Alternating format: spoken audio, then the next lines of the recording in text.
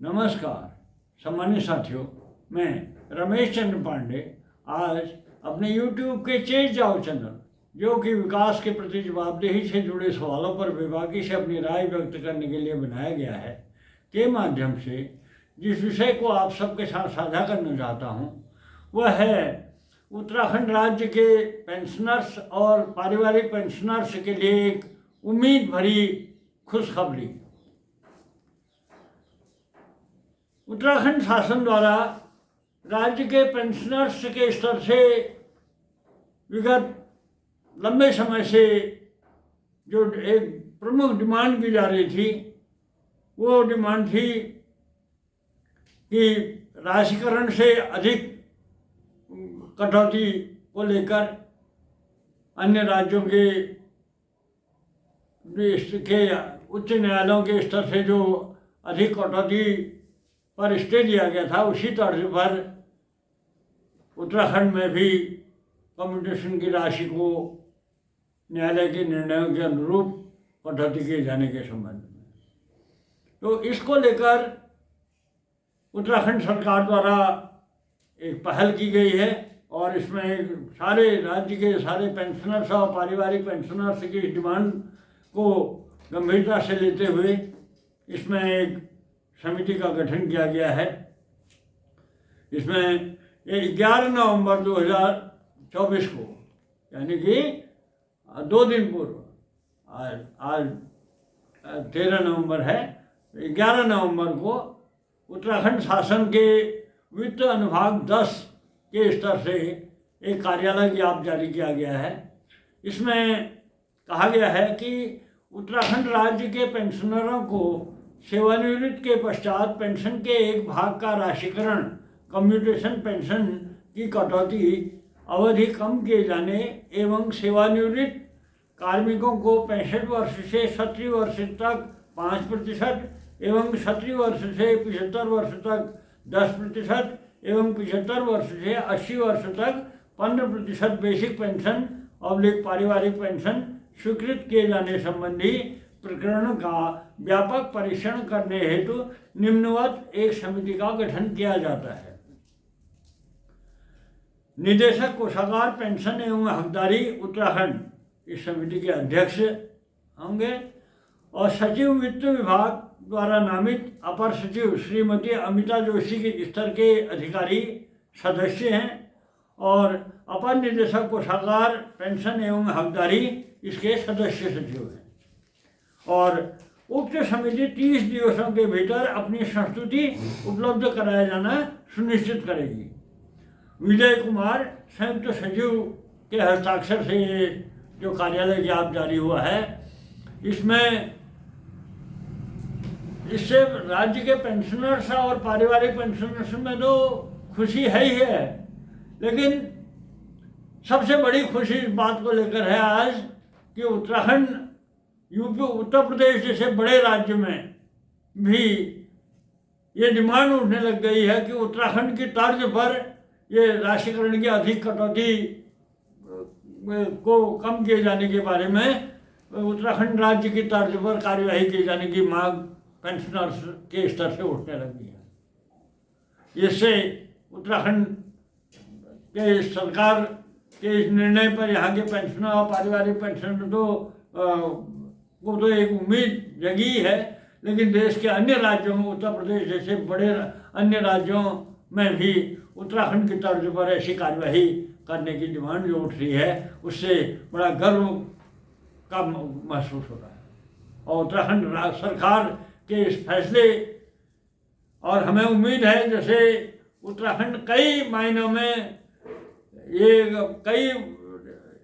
उपलब्धियां हासिल कर चुका है कि उत्तराखंड पहला देश में उत्तराखंड पहला राज्य ऐसा है, कई मामलों में ऐसे रिकॉर्ड कायम कर चुका है उत्तराखंड। तो हमें उम्मीद है कि उत्तराखंड सरकार द्वारा ये कम्यूटेशन की कटौती अधिक जो की जा रही है उसको कम किए, न्यायालय के निर्णयों के अनुरूप कम किए जाने और ये जो 65 से 80 वर्ष तक के 5%, 10% और 15% बढ़ाने वाली, पेंशन बढ़ाने वाली बात है, उस पर ये समिति के संस्तुति के अनुरूप बहुत जल्द एक ऐसा फैसला लेगी जिससे उत्तराखंड का सरकार का एक नाम हो पूरे देश में। और चौतरफा ये अन्य राज्यों में भी ये मांग उठेगी, क्या उत्तराखंड सरकार के इस फैसले को अप्रिशिएट करते हुए अन्य राज्यों में भी ये मांग उठेगी। इस बात को लेकर पिछले साल 1.5 साल के भीतर देश के तमाम राज्यों में जो पेंशनर्स हैं उनके स्तर से जो अपने राशिकरण की, कम्यूटेशन की राशि की अधिक जो कटौती की जा रही थी, पेंशन सेवानिवृत्ति के बाद जो पेंशन के एक भाग का अधिकतम 40% राशिकरण की जो राशि उन्हें मिलती थी स्वेच्छा, उनकी इच्छा के अनुरूप जो मिलती थी, उसकी कटौती 15 वर्ष तक की जाती थी। प्रतिमाह उसकी किस्तें निर्धारित करके 15 वर्ष तक उसकी कटौती की जाती थी। तो देश के कई राज्यों में, उत्तर प्रदेश में ही लगातार निर्णय होते जा रहे हैं और पेंशनर्स कोर्ट में रिट दाखिल कर रहे हैं, उन पर स्टे मिलना लगातार जारी है।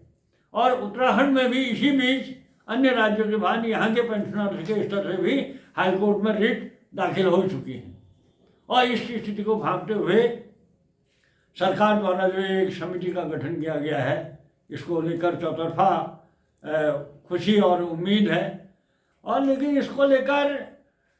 जब यहाँ उत्तराखंड में अन्य राज्यों में जब इसमें स्टे दिया गया था, तो यहाँ पर भी इसको लेकर पेंशनर्स वेलफेयर समन्वय समिति का गठन किया गया था। रिटायर्ड अपर सचिव कार्मिक सुमन सिंह वालिया की अध्यक्षता में ये पेंशनर्स समन्वय समिति का जिस दिन से गठन हुआ, उसी दिन से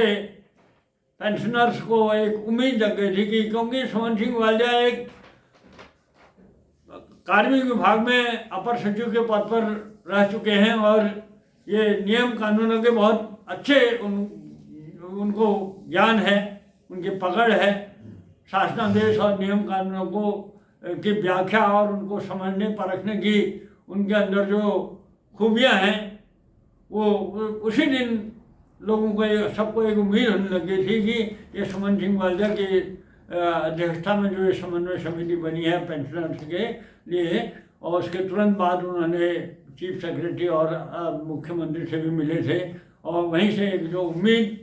जो आश्वासन मिला था, उसी आश्वासन के अनुरूप ये शासन द्वारा जो अभी एक समिति का गठन किया गया है और 30 दिन के भीतर अपनी रिकमेंडेशन प्रस्तुत करने की अपेक्षा की गई है। उससे सभी में एक नई उम्मीद जग गई है। जो तमाम पेंशनर्स कोर्ट की ओर लगातार बढ़ रहे थे जिनके कदम, अब उनमें थोड़ा सा ठहराव आ गया है। देख लेते हैं, अरे 1 महीना देख लेते हैं कि इस समिति, ये जो समिति गठन हुआ है, इससे एक उम्मीद बनी है, थोड़ा एक इसमें ठहराव आया है।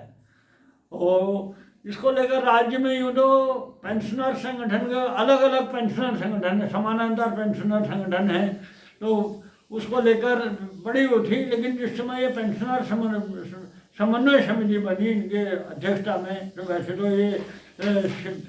सचिवालय सेवानिवृत्त कर्मचारी वेलफेयर एसोसिएशन के स्तर से भी इसमें शुरुआत उनके स्तर से की गई थी और सचिवालय सेवानिवृत्त कर्मचारी वेलफेयर एसोसिएशन के भी अध्यक्ष भी हैं सुमन सिंह वालिया, और उनके सचिव महासचिव हैं आर.पी. पंजी। और इन लोगों के स्तर से जो ये कार्यवाही हुई उसको सारे पेंशनर्स ने अप्रिशिएट किया है। यहाँ पर गवर्नमेंट पेंशनर्स वेलफेयर ऑर्गेनाइजेशन के उपाध्यक्ष हैं बी.डी. पलड़िया, यहाँ पर शाखा अध्यक्ष हैं, हल्द्वानी शाखा के अध्यक्ष हैं लीलाधर पांडे, महासचिव विजय तिवारी, और पेंशनर्स एक्टिव टीम के तमाम पदाधिकारियों ने इस पर खुशी जाहिर करते हुए उम्मीद व्यक्त की है कि जिस प्रकार उत्तर प्रदेश जैसे अन्य राज्यों में भी अब आज ये बात उठ रही है इस समिति के गठन के बाद कि उत्तराखंड की तर्ज पर यहाँ भी पेंशनर्स के हितों के लिए कार्यवाही की जाए। तो उसको लेकर सारे पेंशनर्स और कार्मिकों में सरकार के इसी स्टेप को लेकर चौतरफा सराहना की जा रही है और उम्मीद व्यक्त की जा रही है कि सरकार जल्द ही इसमें उनकी अपेक्षा के अनुरूप निर्णय लेगी। आगे इसमें जो भी डेवलपमेंट होगा उसे आप सबके साथ साझा किया जाता रहेगा। आपसे गुजारिश है कि मेरे ये चेंज चाओ चैनल को लाइक, सब्सक्राइब और शेयर करते रहें। धन्यवाद।